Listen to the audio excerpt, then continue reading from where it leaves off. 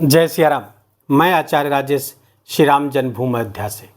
प्रिय दर्शकों, न्याय, अधिकार, पाप, दुख, मृत्यु और सेवा कर्म के ग्रह शनिदेव 29 मार्च को धर्म और मुक्ति की राशि मीन राशि पर गोचर कर जाएंगे और यहाँ पर वो 2 जून 2027 तक विराजमान रहेंगे। कुछ समय बाद जब ये मेष राशि पर चले जाएंगे तो 20 अक्टूबर को पुनः आ जाएंगे मीन राशि पर। 20 अक्टूबर 2027 से लेकर के 23 फरवरी 2028 तक पुनः मीन राशि पर आ जाएंगे। इस तरह लगभग 2.5 वर्ष से कुछ अधिक समय ये मीन राशि को प्रभावित करेंगे, मीन राशि पर गोचर करेंगे। शनि के परिणाम इस बात पर निर्भर करते हैं कि कुंडली में शनि कैसा है, पहली बात। दूसरे, जिस राशि पर गोचर कर रहे हैं उस राशि की स्थिति कैसी है। तो आप सीधे पहले समझ लीजिए कि मीन राशि पर गोचर करेंगे और मीन राशि के स्वामी देवगुरु बृहस्पति का इन दिनों गोचर जब शनि मीन राशि पर कर रहे होंगे तो मिथुन और कर्क पर रहेगा, जो कि उसमें से एक देवगुरु बृहस्पति की उच्च राशि भी है। तो जिस राशि पर गोचर कर रहे हैं उस राशि के स्वामी तो अच्छा परिणाम देने के लिए प्रतिबद्ध हैं, लेकिन शनि जब जल तत्वीय राशि मीन राशि पर पहुंचते हैं तो यहाँ पर शनि थोड़ा भयावह हो जाते हैं। कारण क्या है कि ये प्रलयंकारी भैरव के समान परिणाम देने लगते हैं। और ज्योतिष के क्लासिकल ग्रंथों में लिखा गया है कि जब शनि देवगुरु बृहस्पति की राशि पर आते हैं तो ये कोदंड शनि हो जाते हैं और आते ही दंड धारण कर लेते हैं, क्योंकि यहाँ पर देवगुरु बृहस्पति के ज्ञान का भी बल शनिदेव को प्राप्त हो जाता है। और शनि चूंकि तपस्या के कारक हैं, तपस्या के भी कारक हैं, तपस्वी हैं, तो वो दंड हाथ में धारण कर लेते हैं। और दंड किस चीज का परिचायक है? हमारी मेरुदंड का। और जब दंड धारण करते हैं तो अनुशासन को ये इंगित करता है, और जो भी अनुशासन को भंग करेगा, मर्यादा को भंग करेगा, उसकी राशि कोई भी हो, मीन राशि पर रहते हुए शनि उसको दंडित अवश्य करेंगे। इस बात को नोट करके रख लीजिए। शनि श्रम और कर्म के स्वामी हैं। ये अधिकार हैं तो अंधकार भी हैं, ये सेवा हैं तो सजा भी हैं, और ये कर्म हैं तो आलस्य भी हैं, अर्थात अकर्म भी हैं। इन सब का क्या परिणाम वृषभ राशि के जातकों को मिलने जा रहा है शनिदेव की इस गोचर का, आइए जानते और समझते हैं। शनिदेव वृषभ राशि के जातकों के लिए अत्यंत शुभ और अत्यंत श्रेष्ठ गोचर करने जा रहे हैं, और वृषभ राशि के जातकों को इसका बहुत ही श्रेष्ठ परिणाम मिलने जा रहा है। कारण क्या है कि शनिदेव वृषभ राशि के जातकों के एकादश स्थान पर गोचर करेंगे, लाभ स्थान से गोचर करेंगे। और लाभ स्थान गोचर करेंगे, अब ध्यान रखिएगा, काल पुरुष की कुंडली की 12वीं राशि है। तो कुल मिलाकर के जब 12वीं राशि हो जाती है तो विदेश से लाभ विशेष करके दिलाते हैं लाभ स्थान पर गोचर। और चूंकि 12वीं राशि पर हैं द्वादश, तो विदेश से जुड़ करके विशेष लाभ की स्थिति पैदा करते हुए दिख रहे हैं।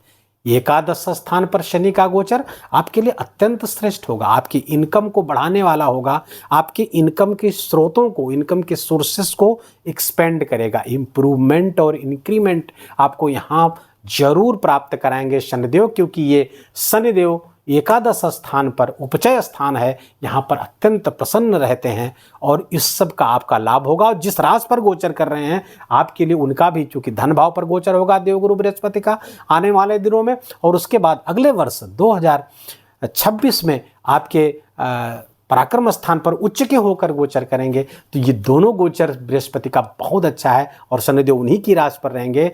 तो वृषभ राशि के जातकों के लिए तो मौजा ही मौजा है।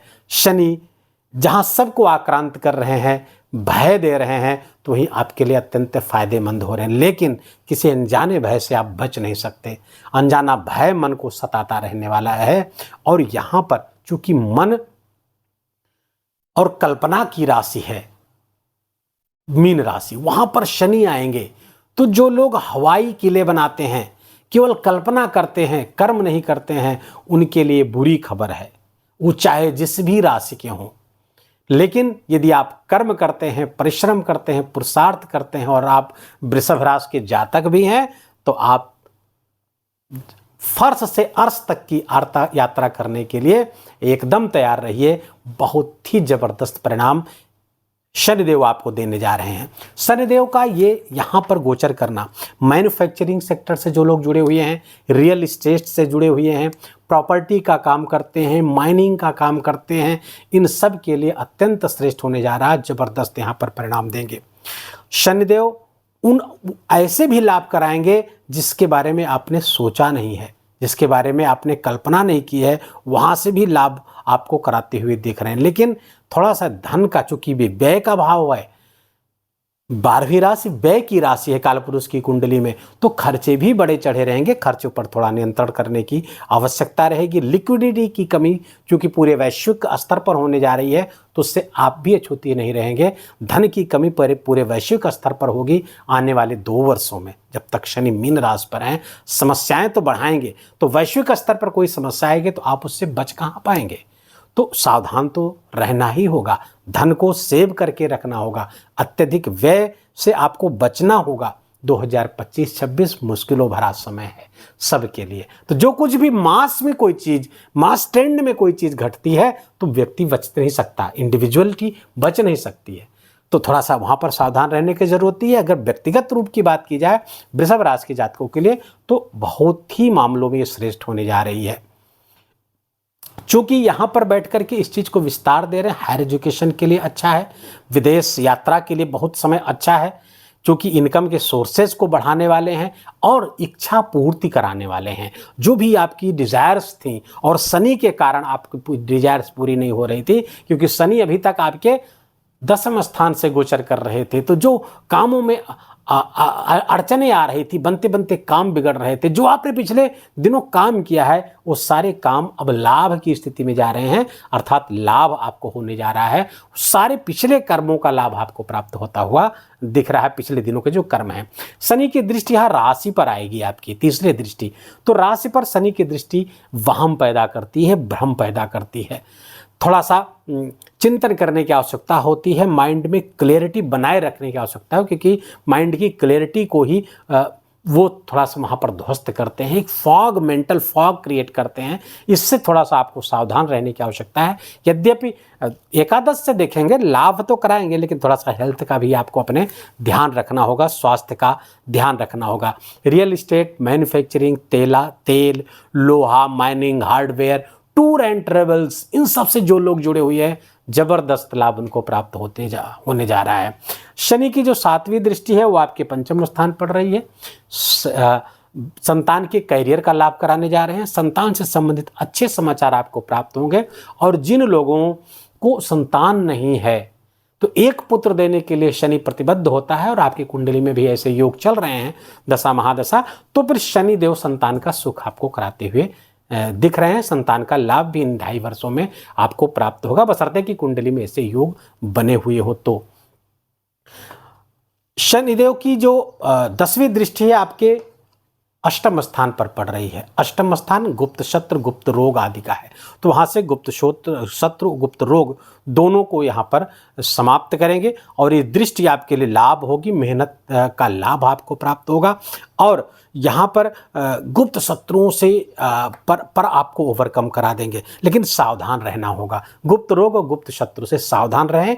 बाकी शनिदेव अपना काम कर रहे हैं, गुप्त शत्रु, गुप्त रोग दोनों को भी यहाँ पे समाप्त करेंगे। एक चीज़ और ध्यान रखिए, जब अष्टम भाव पर उनकी दृष्टि होगी, लाभ स्थान पर बैठ करके, तो अचानक लाभ कराते हुए दिख रहे हैं। कुछ बड़े लाभ ऐसे हो सकते हैं जिसके बारे में आपने सोचा ना हो, ऐसे हो सकते हैं। हाँ, यहाँ पर दृष्टि होगी तो हो सकता है ससुराल पक्ष की भी कुछ जिम्मेदारी आपके ऊपर आ जाए, तो वहाँ पर थोड़ा सा भागे नहीं उन जिम्मेदारियों से। एक तरह से समझिए कि शनिदेव ड्यूटी दे रहे हैं, तो कुछ ऐसी घटनाएं ससुराल पक्ष में हो सकती हैं कि कुछ जिम्मेदारियाँ आपको उठानी पड़े, कुछ उनको धन आज देना पड़े, तो उसकी चिंता करने की ज़रूरत नहीं है। वो बहुत बेहतर सब होता रहेगा, बशर्ते कि उन जिम्मेदारियों से आप मुँह न मोड़ें। तो कुल मिलाकर के वृषभ राशि के लिए शनि का गोचर मौजा ही मौजा। वीडियो के यही विराम देंगे, उसके पहले उपाय जान लीजिए जिससे शनि के इन परिणामों को और बेहतर किया जा सके। सुंदरकांड का पाठ, हनुमान जी के शरण में एकदम पड़े रहें, हनुमान चालीसा पढ़ते रहे। और देव स्थान, क्योंकि मीन राशि पर गोचर करेगी, गुरु का स्थान है,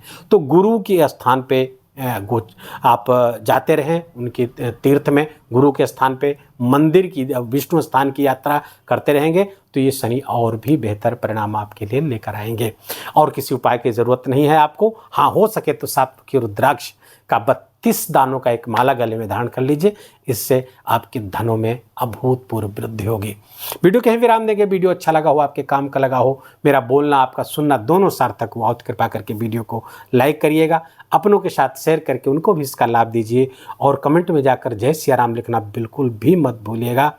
और चैनल को अभी तक आपने सब्सक्राइब नहीं किया है तो इसको सब्सक्राइब कर लीजिए, बेल आइकन की घंटी दबा लीजिए। प्लीज़ अपना बहुत बहुत ख्याल रखिए। जय जय सिया राम।